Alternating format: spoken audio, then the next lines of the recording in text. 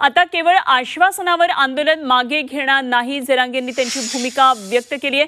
आरक्षण अंमलबजावणीशिवाय आता माघार नाही, जरांगेंनी सरकारला हा इशारा दिलाय। राजकारण नको, आरक्षण द्या, जरांगेंनी सरकारकडे ही मागणी केली आहे। महाराष्ट्र अस्थिर करण्याचा प्रयत्न करू नका, राज्यातलं वातावरण बिघडवलं जातंय। मुख्यमंत्र्यांनी मराठ्यांना वेठीस धरू नये, आरक्षण देऊन संधीचं सोनं करावं, असं जरांगेंनी मुख्यमंत्र्यांना आवाहन केलं। आपले योद्धा मनोजदादा जरांगे पाटील हे मला पाहिजे अंमलबजावणी। मी कोणाच्या शब्दावर आश्वासनावर उपोषण मागे घेणार नाही।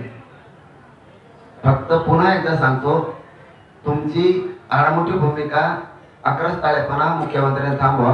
पोराला फक्त माझ्या बोट लागता कामा नये, हे मात्र तुम्ही समजून घ्या। मुख्यमंत्री साहेब, तुमच्या डोक्यात आणखीन गैरसमज काढून टाका।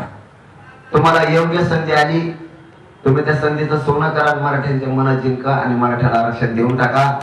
हे मराठे कधीच तुम्हाला विसरणार नाहीत। आणखीन दुसऱ्या दिवसाचा उपोषणाचा दिवस आहे, तुम्हाला शब्द देतो, आणखीन तुम्ही मराठ्यांचा संयम बघू नका, मराठ्याला वेठीस धरून त्याचं वाटोळं करू नका। तुमच्या हातात संधी आहे, संधीचं सोनं करा आणि याला द्या। तुम्हाला वाटत मी हाणीन मारेन, तुमच्या आयुष्यातला सगळ्यात मोठा वाईट दिवस तेव्हा असेल तुम्ही जर पोरांना हाणलं तर तुमच्यामुळं अडचण येणार आहे।